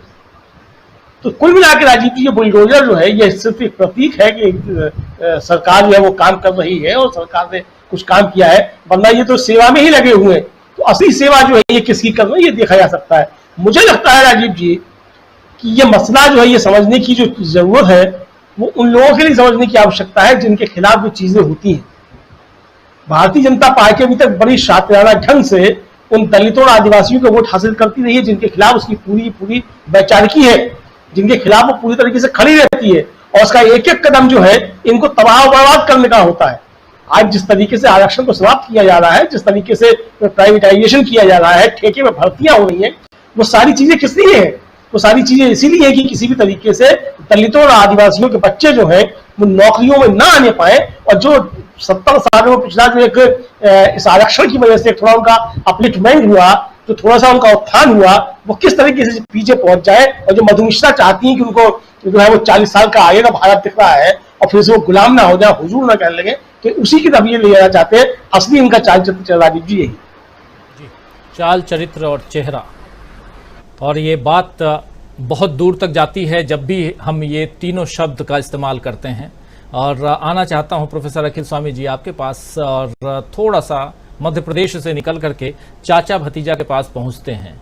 जल्दी जल्दी अब इस कार्यक्रम को समेटते हैं। 15 मिनट का ऐसे ऑफिशियली टाइम है हमारे पास 8:30 बजे रोज मैं चाहता हूं खत्म करना, लेकिन रोज 15 मिनट ज़्यादा हो जाता है, तो ज़रा जल्दी जल्दी करते हैं। और चाचा भतीजा, स्वामी जी, चाचा भतीजा की जो लड़ाई है, और आज चाचा यानी कि शरद पवार साहब कह रहे थे और सीधा हमला जब कर रहे थे अपने भतीजे पे, तो ये भी कह रहे थे कि नरेंद्र मोदी ने क्या कुछ कहा है, और वो भी अभी पिछले दिनों उनकी पार्टी को लेकर के भी, और बहुत सारे उदाहरण दे रहे थे। उदाहरण कि जिन जिन जगहों पे, अब देखिए आज की तारीख में बता रहे थे वो कि आज की तारीख में अकाली दल और बीजेपी अलग अलग हैं। आज की तारीख में तेलंगाना और आंध्र प्रदेश में सरकार में बीजेपी, खासकर आंध्र प्रदेश में, वहां नहीं है। जिन जिन जगहों पे इनका गठबंधन था वो गठबंधन लगभग टूट चुका है। बिहार में गठबंधन टूट चुका है। बीजेपी का, जिनके साथ भी गठबंधन था, उसकी बात कर रहे थे वो। यानी कि कहीं ना कहीं वो ये बताने की कोशिश कर रहे थे कि वो ये ऐसा दल है और मोदी से उसके प्रधानमंत्री हैं जो छोटे दलों को, क्षेत्रीय दलों को खत्म करने की राह पर चल रहे हैं। कितना इत्तेफाक रखते हैं आप इनकी पवार साहब की इस बात पे? और यहां से क्या आपको लगता है कि जो कुछ महाराष्ट्र में हो रहा है उसका असर देश की राजनीति पे पड़ेगा? जब 17-18 तारीख को ये लोग बैठेंगे एक साथ, जो अभी तक ऑफिशियली कहा गया है बेंगलुरु में, विपक्षी दल, तो वहां भी इसका असर दिखाई देता है क्या? क्या कुछ आप देखते हैं? महाराष्ट्र में भूचाल है, सियासी तूफान है बिल्कुल उसमें। राजीव जी, मैं ये देख रहा था कि महाराष्ट्र में मैंने अजीत पवार कैंप के और शरद पवार कैंप के सब लोगों को सुना। मैंने बहुत सारे नेताओं का कद नापने का प्रयास किया। एक नेता का कद आज बहुत बड़ा हुआ पाया, वो था अनिल देशमुख। वो अनिल देशमुख जिसको 1.5-2 साल जेल में रखा फर्जी मुकदमों में, जब उससे पूछा गया और सुप्रिया सुले ने कहा कि आशा नहीं थी कि अनिल देशमुख हमारे साथ आएंगे, तो अनिल देशमुख ने कहा कि मैं जेल में रहा, फिर जेल जाने को तैयार हूं, लेकिन सिद्धांतों से समझौता नहीं करूंगा। अनिल देशमुख का कद बढ़ गया। अजीत दादा पवार और एकनाथ शिंदे का वही हश्र होगा जो कि ग्वालियर संभाग के श्रीमंत सिंधिया जी का हुआ है, जो जाखड़ जी का हुआ है, जो अमरिंदर सिंह का हुआ है, जो आरपीएन सिंह का हुआ है। इनका नाम लेवा नहीं बचेगा, ये दिखाई नहीं पड़ेंगे। देखिए, भारत में, भारतवर्ष में, हमारी परंपराओं में 3 ऋण से उऋण होना मृत्यु से पहले आवश्यक है: गुरु ऋण, पितृ ऋण और मातृ ऋण। ये अजीत दादा पवार ने और सिंधिया जी ने और एकनाथ शिंदे ने अपने गुरु का भी अपमान किया है, अपने पिता तुल्य उसका भी अपमान किया है, जिन्होंने इसको जीना सिखाया है। और ये लोग, मैं अगर मानता हूं, अगर सनातन धर्मी हूं और मैं सनातन धर्म का कट्टर समर्थक हूं, मैं मानता हूं इनको नरक पे भी स्थान नहीं मिलेगा, क्योंकि इन्होंने अपने पोषण करने वाले के साथ धोखा किया है। धोखा किया है। आपको क्या लगता है मीनू जी, कैसे देखा जाए महाराष्ट्र की राजनीति को? देखिए, महाराष्ट्र की राजनीति जो वर्तमान में है, इसके बारे में मैंने आपको पहले भी बता दिया था। मैं कुछ और सोचती हूँ जो हुआ है आजकल महाराष्ट्र में, लेकिन जो सामने दिखाई दे रहा है, जो फेस वैल्यू पे अगर ले इस घटनाक्रम को, तो इसमें जो उद्धव ठाकरे के साथ जो पब्लिक सिंपैथी आई है, सेम वे वो ही स्थिति एनसीपी के शरद पवार के साथ होगी। देखिए, ये जो हमारा समाज आज भी, आप ये देखेंगे कि घरों में जो झगड़े होते हैं पुत्र और पिता के बीच में, तो पिता चाहे कितनी भी गलती पे हो, उन्होंने कितना भी पक्षपात किया हो, कितना भी अन्याय बेटे के साथ किया हो, लेकिन अल्टीमेटली उसके बावजूद भी सिंपैथी सारे समाज की घर के बुजुर्ग के साथ रहती है। और इस बुजुर्ग ने तो अजित पवार को यहां तक पहुंचाने में सिंगल हैंडेडली अपने चाचा की वजह से पहुंचे हैं वहां पे, अदरवाइज कौन जानता था अजित पवार को।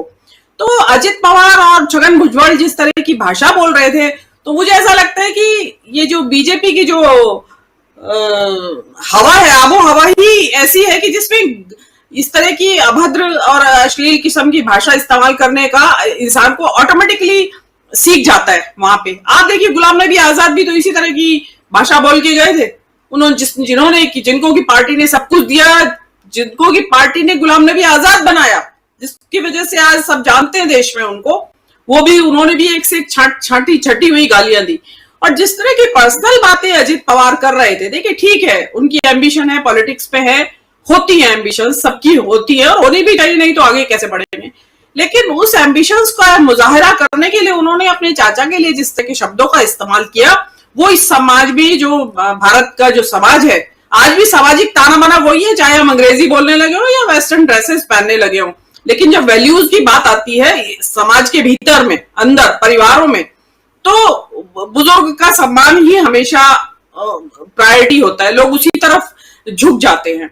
और उसमें कि जब शरद पवार स्टॉलवर्ट नेता है, आप उनके लिए कुछ और शब्दों का इस्तेमाल कर लेते हैं। उम्र का उनके वो दे रहे हैं वो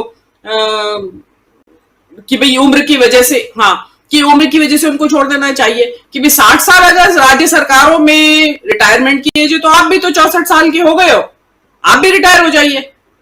और रिटायरमेंट की बात वो साफ मोदी जी को खुश करने के लिए कह रहे हैं। ये मोदी जी वो है जो श्रीधरन को कर्नाटक में उतार दिया था 80 साल 86 साल कितना था उन मेट्रो मैन जो श्रीधरन थे उनको उतार दिया था। उन्होंने सिद्धरामैया को उतारा है 80 साल के सिद्धरामैया को कर्नाटक के इलेक्शन में। तो मोदी जी की तो सुविधा की राजनीति है, जब उनको सुविधा लगती है तब। और मोदी जी खुद 73 साल के हो जाएंगे इलेक्शन के टाइम 2024 में, 73 क्यों 74 साल के हो जाएंगे सितंबर में।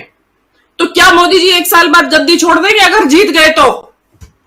अगर मोदी जी फर्ज करिए 2024 में जीत जाते हैं और 2025 में 75 साल की उम्र पूरी कर लेते हैं तो क्या मिडवे छोड़ेंगे मोदी जी? क्योंकि रूल है हार्ड एंड फास्ट बीजेपी का।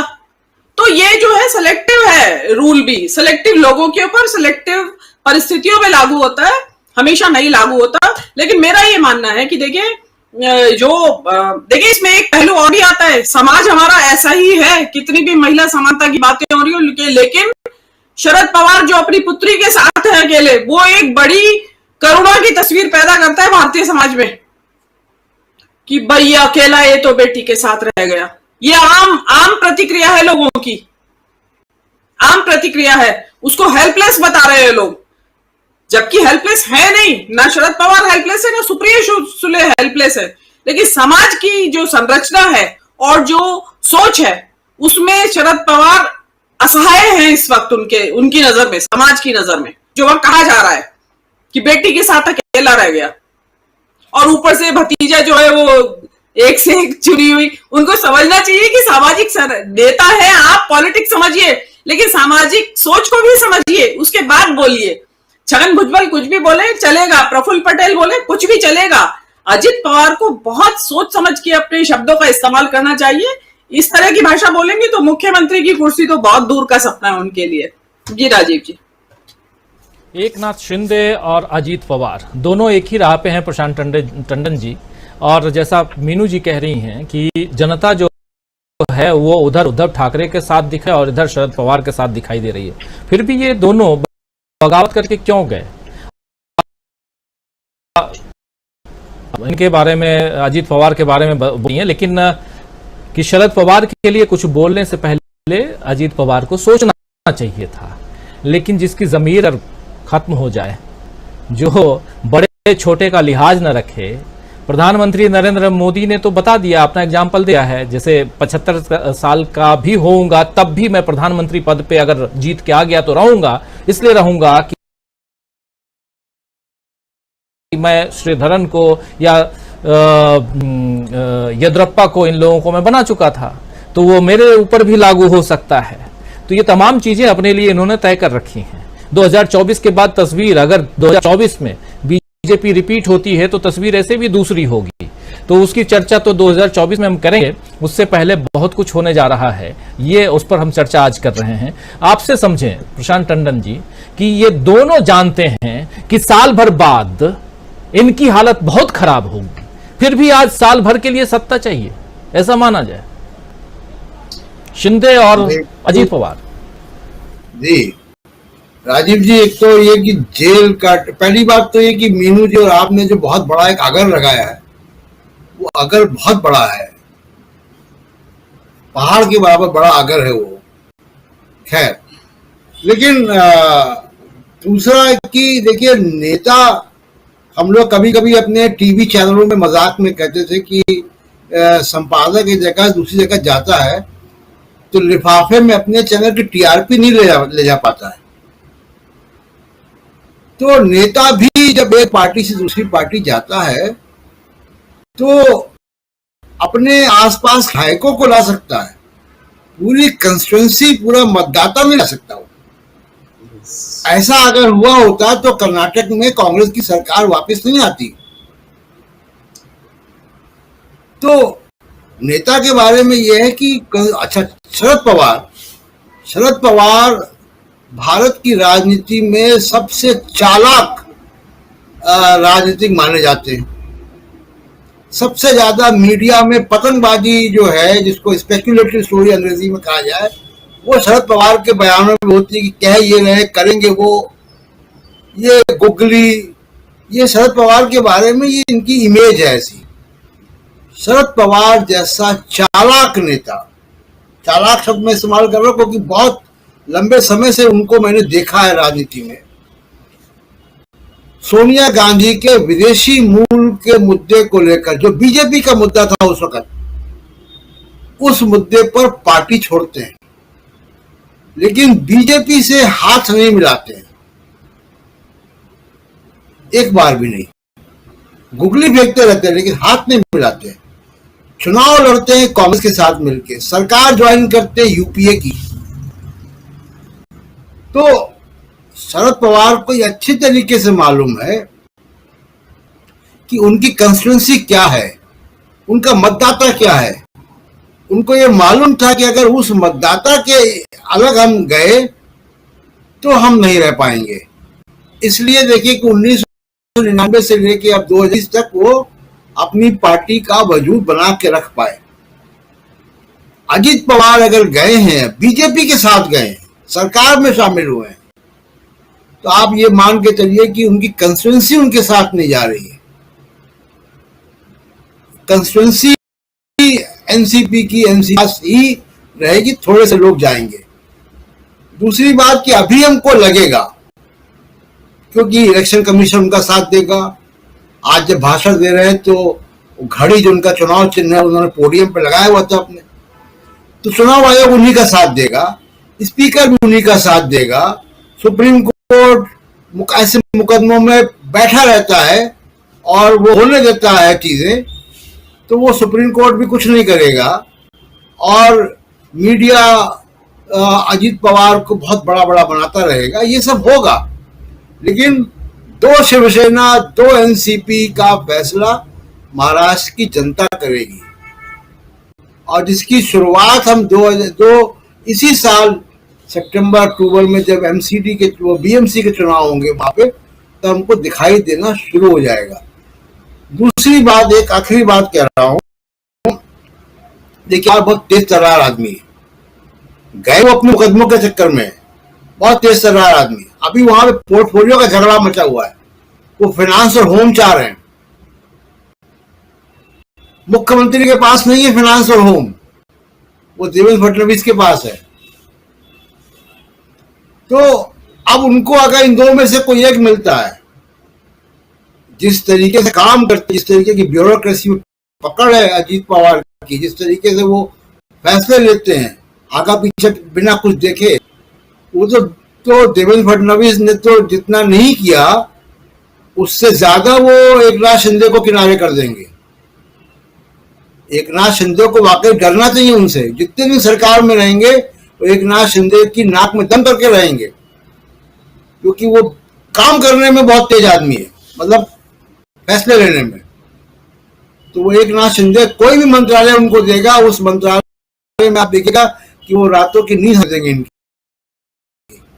राजीव जी की नींद एकनाथ शिंदे की ऐसे ही हराम हो चुकी है जिस दिन से इन्होंने शपथ ली है, भले वो कहें ना कहें, वो साफ दिखाई दे रहा है।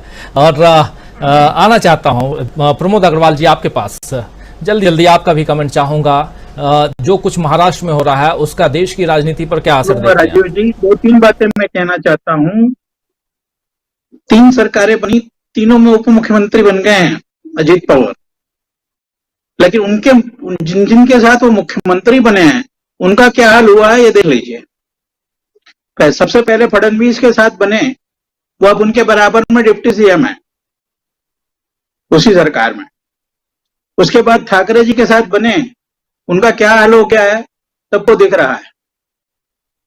शिंदे जी का भी वही होना है, क्योंकि ये तो पनौती हैं, जिसके साथ जाएंगे उसको साफ कर देंगे।